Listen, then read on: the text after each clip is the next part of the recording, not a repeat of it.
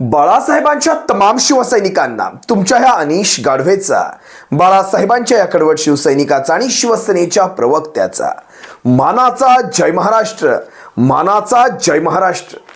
आज मी सकाळपासून पाहतोय, जेव्हापासून वाल्मिक कराडला अटक झालेली आहे तेव्हापासून प्रशासन, महाराष्ट्र सरकार, गृह मंत्रालय स्वतःची पाठ स्वतःच्याच हाताने अशी थोपटवून घ्यायचा एक प्रयत्न करते। स्वतःची पाठ स्वतःच्या हाताने, लाजिरवाणी गोष्ट आहे ही, शर्मेची बाब आहे। खरं तर लक्षात घ्या, काल ज्या वेळेस गृहमंत्री, मुख्यमंत्री देवेंद्र फडणवीस यांची आणि धनंजय मुंडे यांची जी बैठक झाली, 1-1.5 तासाची ही चर्चा असेल। यानंतर आजचा हा दिवस पाहायला मिळणार।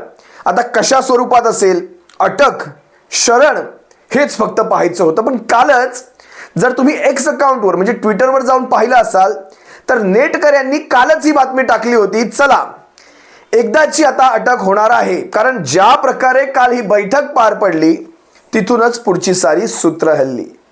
शरण आले, शरण, त्या शरण शब्दाच्या अर्थालाही तुम्ही गालबोट लावलंय असं मला वाटतं। शरण, याला शरण नाही, कुण्या आपल्या संतोष देशमुखाची जी हत्या झालेली आहे, निर्घुण निर्दयी हत्या झालेली आहे आणि कुणावर तरी वरदहस्त आहे।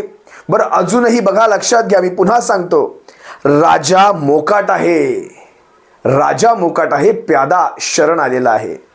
आणि राजाचा मुकुट वाचवण्यासाठी, राजाचं ते राजपण वाचवण्यासाठी या प्याद्याच्या बाबतीत काय काय घडेल मला माहीत नाही, कारण आपण बदलापूर प्रकरणं फार जवळून पाहिलेली आहेत।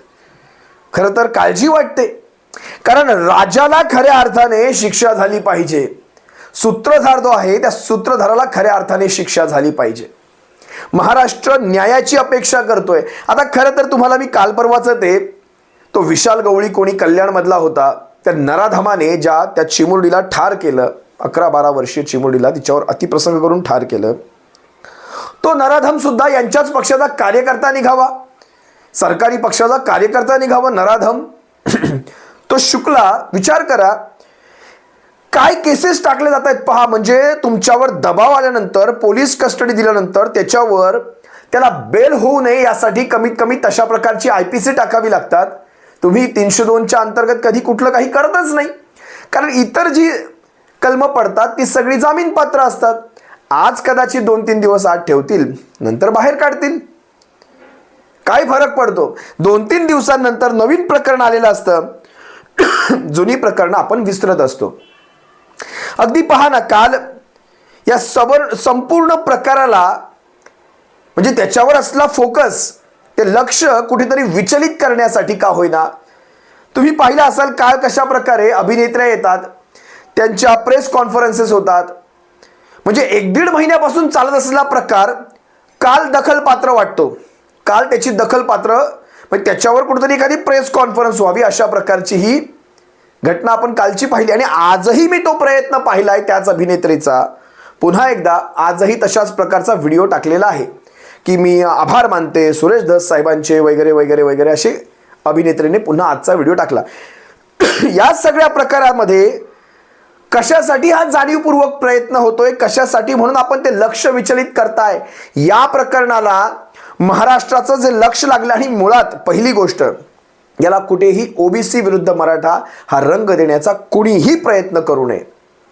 हे जातींच्या, धर्माच्या, पंथाच्या, प्रांताच्या सगळ्याच्या पलीकडचं आहे, हे मी पुन्हा इथे आवर्जून उपस्थित करतो, माझा हा मुद्दा उपस्थित करतो।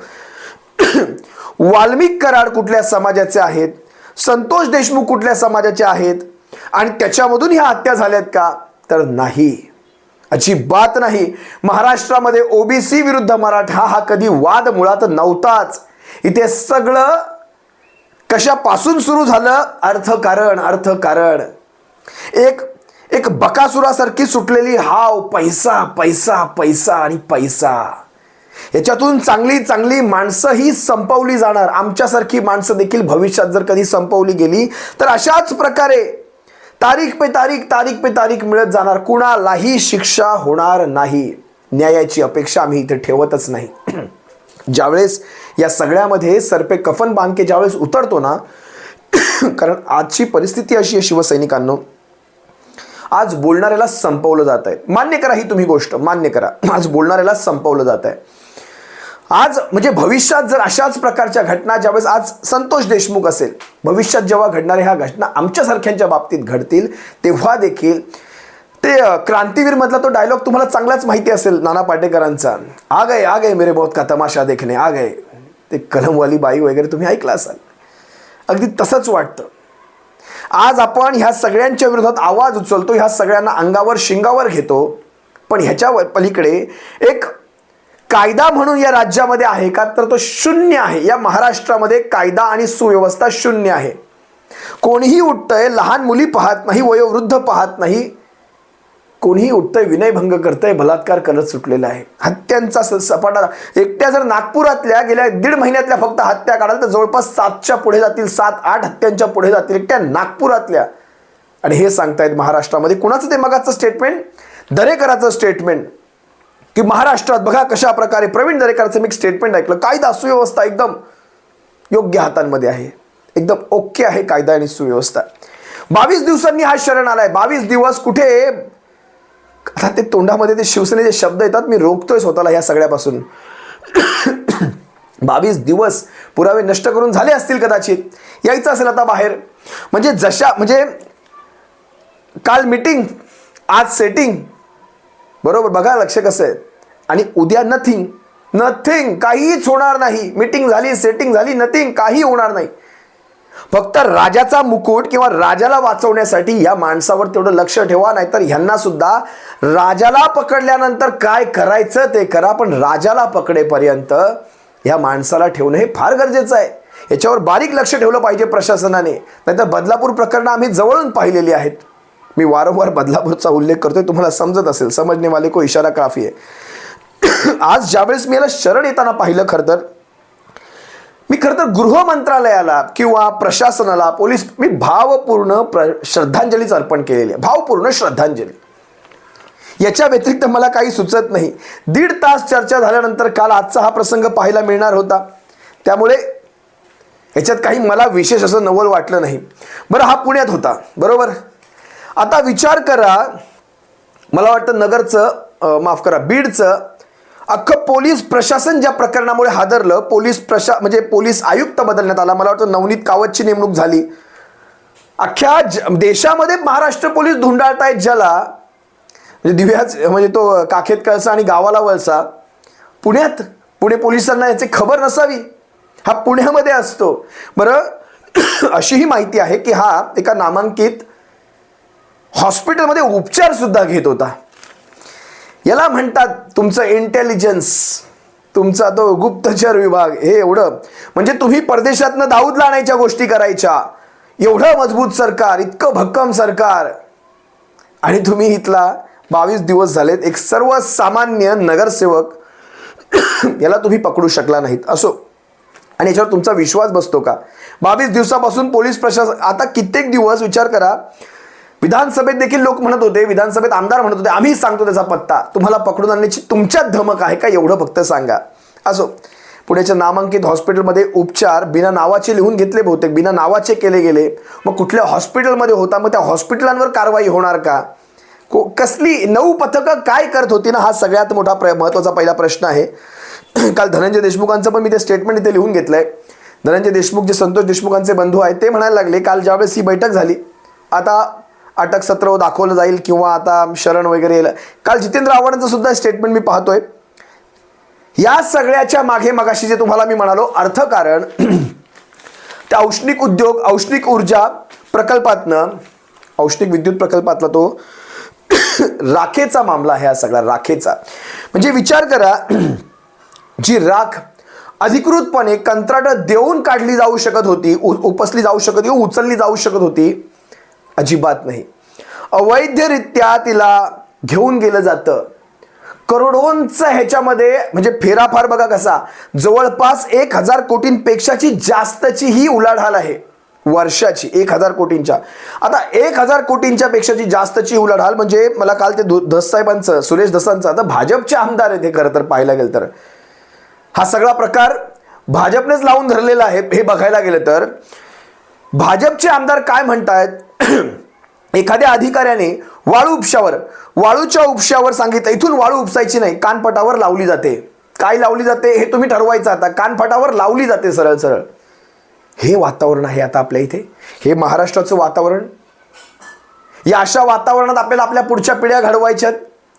म्हणजे कालची ती संबंध त्या अभिनेत्रीची प्रेस कॉन्फरन्स पाहिली.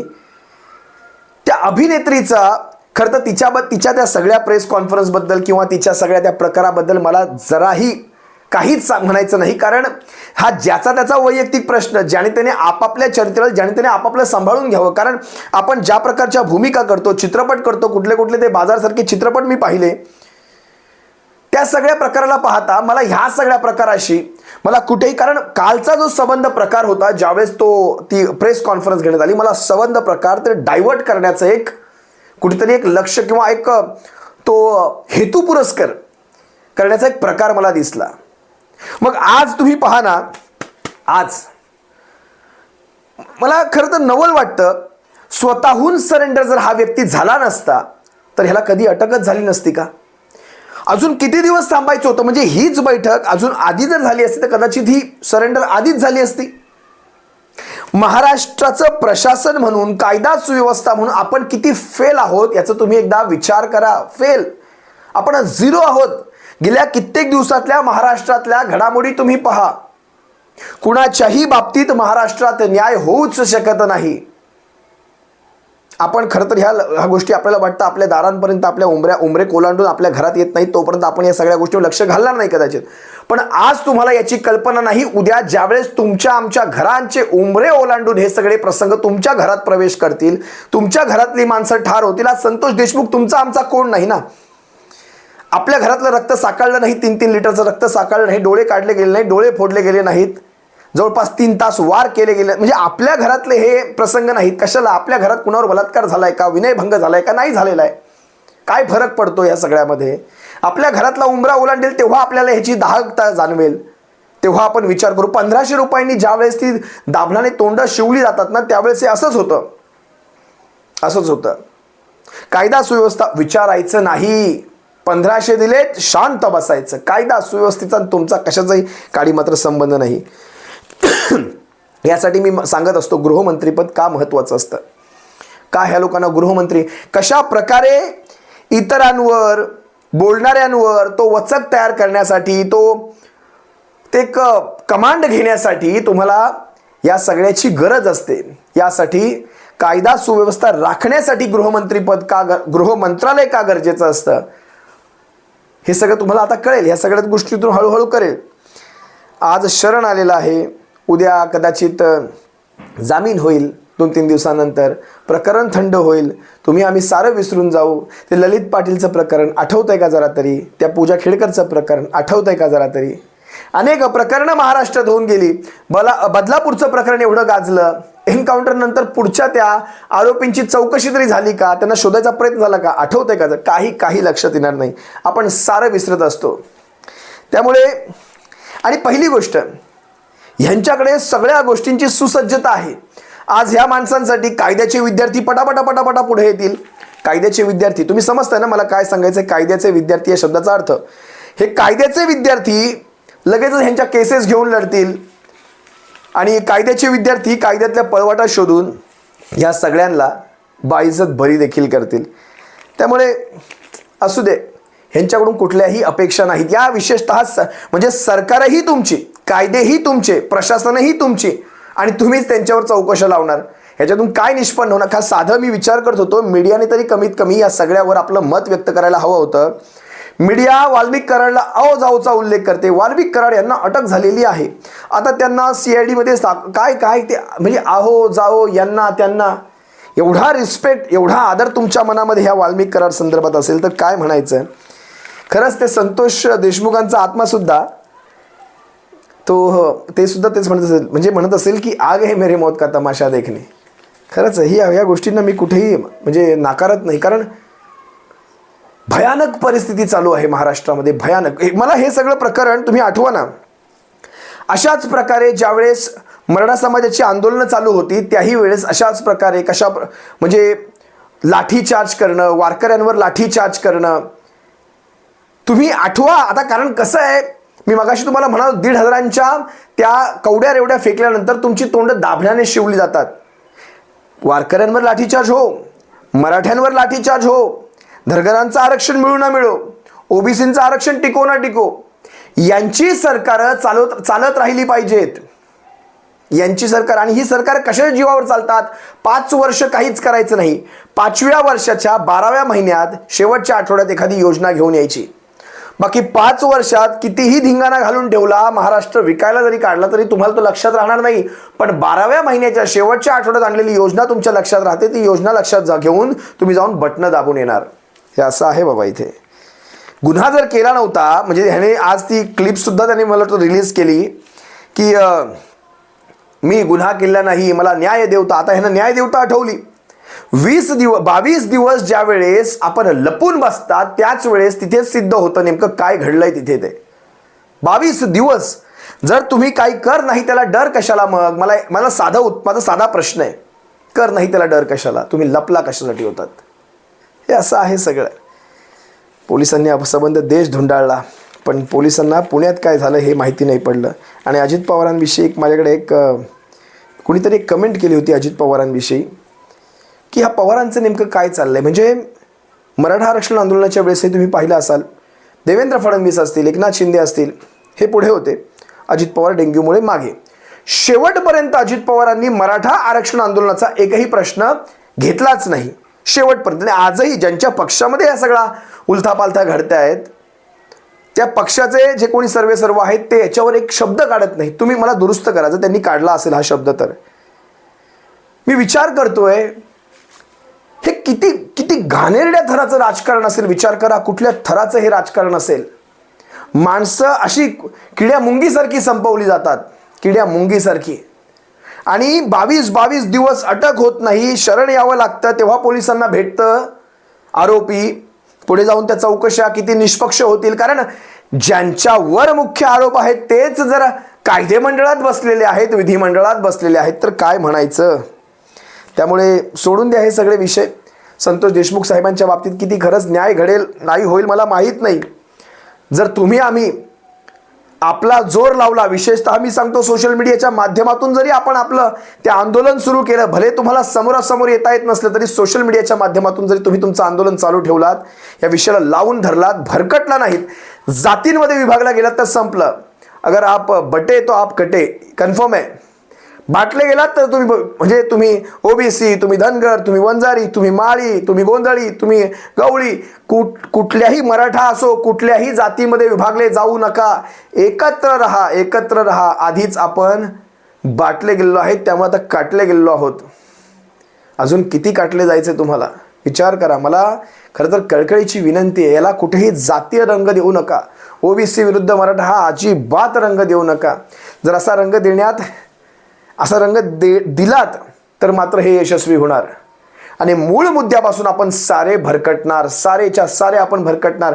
कायदा सुव्यवस्था, या राज्याची कायदा सुव्यवस्था, भरकटलेली कायदा सुव्यवस्था हा मूळ विषय आहे. याच्यापासून बाजूला होऊ नका, भरकटू देऊ नका या विषयाला. तुर्तास इथेच थांबतो आणि तुम्हा सर्वांची रजा घेतोय.